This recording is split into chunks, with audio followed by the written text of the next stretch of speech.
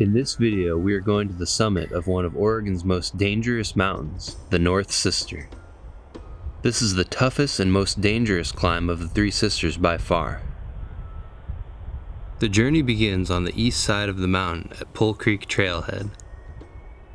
We follow the trail for a few miles and then turn off to go towards the southeast ridge.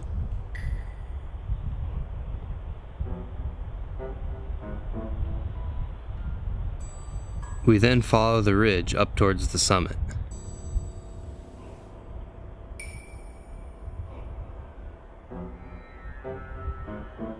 The final part up top on the west side of the mountain is the most dangerous.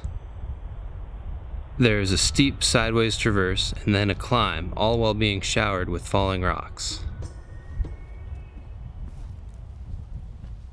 While an overnight is preferred for this much mileage, this is a single-day trip that started around 3 a.m.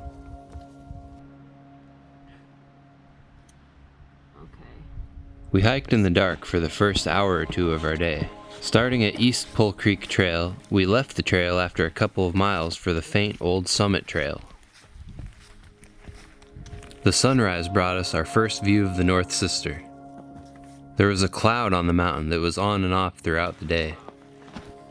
North Sister is not only the hardest, but it is the oldest of the Three Sisters. The last eruption was roughly 50,000 years ago. The North Sister summit elevation is 10,090 feet. It is estimated to have shrunk 1,000 feet over centuries of erosion. There are two main approaches to the summit of the North Sister. We took the east approach from Pole Creek Trail. The other option is the west approach from Obsidian Trail. The summit also greatly varies by time of year. Many prefer a spring summit when there is more snow to cover all the loose rocks. After the hiking begins the hard part, climbing up the southeast ridge. The ridge goes between Hayden Glacier and Thayer Glacier. The lava rocks here had a nice variety between purple and red.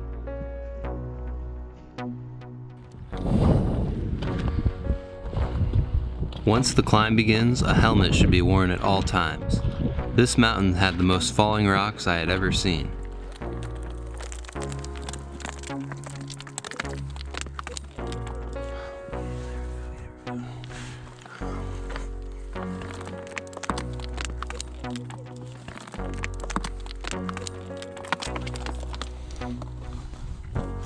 It was a little tricky finding the best route up the ridge and around each of the rock pinnacles.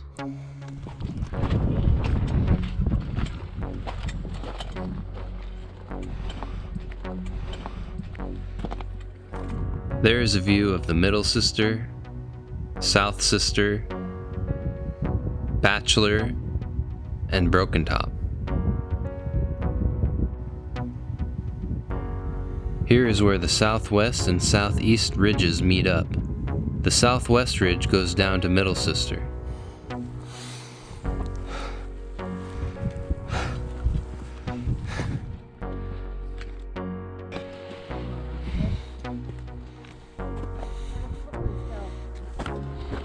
Clouds like this have been known to demotivate climbers. Sometimes you get to the top and this is all you see.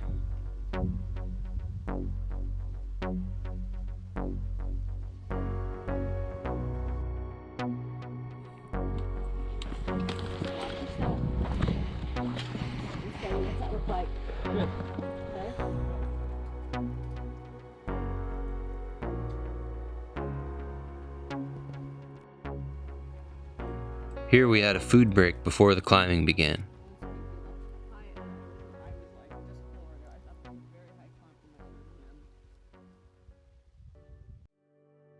Here is a very useful summit diagram from summitpost.org. The right side is all ridge hiking that we just got through. The left side has the tricky parts that we are about to see.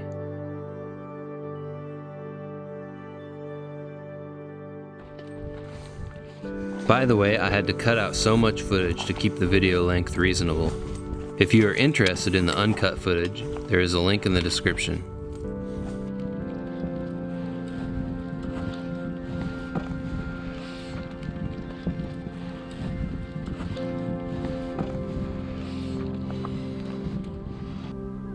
The The first obstacle we roped up for is called the Terrible Traverse, or the Dinner Plate. This can look very different depending on the snow level. We roped up for this one using pickets in the snow and a prusik attached to a climbing rope. We were lucky here with the snow level because it allowed us to simply travel on top of the snow. Very often there is so much snow that you have to side climb across it with crampons and ice axes. We did bring crampons and ice axes and ended up not using them. It is always better to be safe and carry a little bit of extra gear.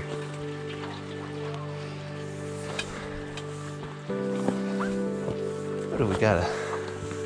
A stream in here?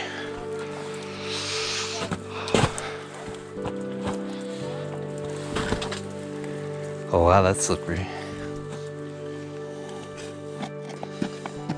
I thought about climbing down at this point, but instead traversed a bit more to the side.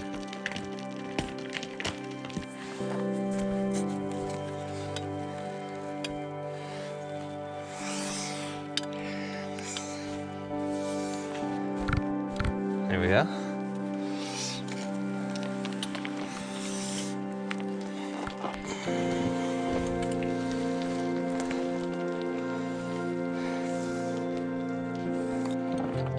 After the traverse, I clipped out of the rope and free climbed to the next obstacle.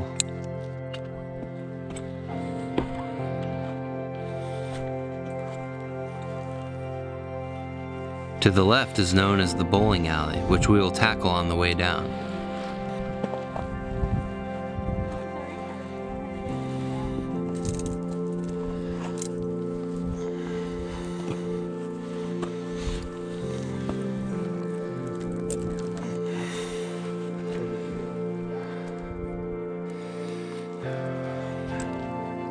Here we anchored in to prepare for the protected rope climb.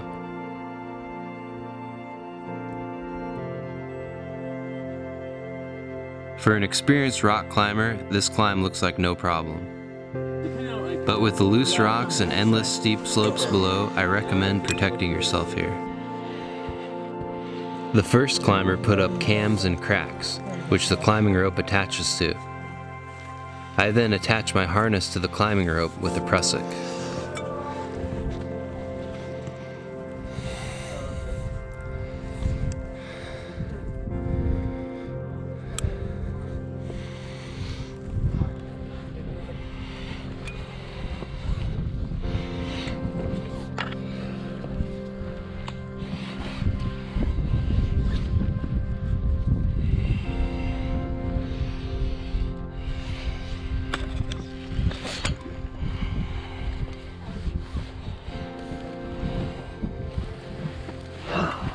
After that climb, we are nearly at the top.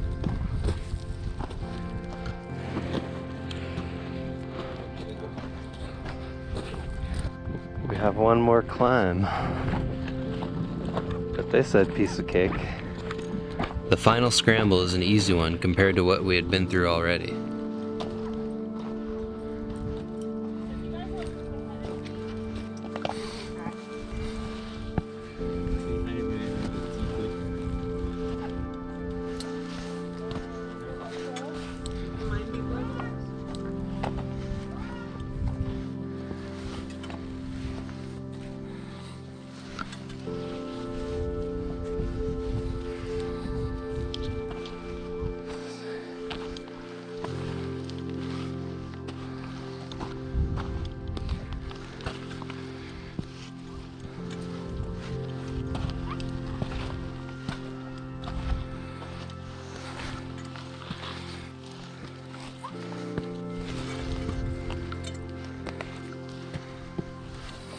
It may not look like much, but these loose golden rocks are the summit of the North Sister.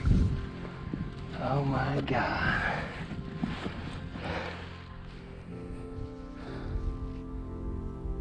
I only had a few minutes up here to enjoy the views and feeling of accomplishment.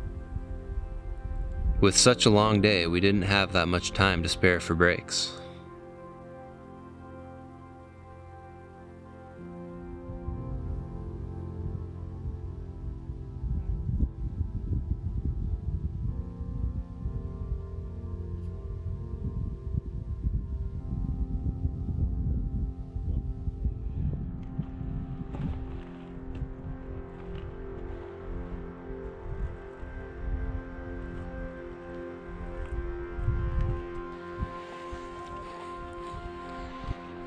We headed back down with one more obstacle to face, the bowling alley. The bowling alley is named for the narrow area you have to rappel down. The bowling balls would be the falling rocks you frequently encounter. The pins, which hopefully don't get knocked down, are the climbers.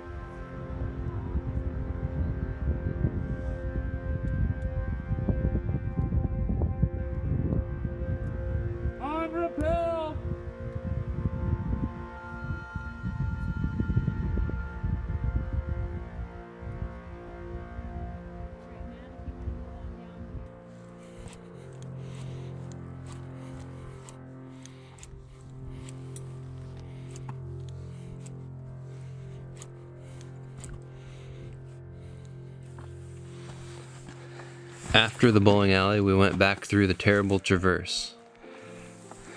Then we had quite a bit of descending to do. Our round trip was roughly 15 miles, and we went from dark in the morning to dark at night. With the North Sister completed, I had summited all of the three sisters. Huge shout out and thank you to my crew that I couldn't have done this without. It was definitely a dangerous one, and I'm glad we made it. Though it took a while, we made it down the mountain with no problem, and just hit nightfall as we got back to the trailhead. I hope you enjoyed the North Sister Summit with me. See you next time.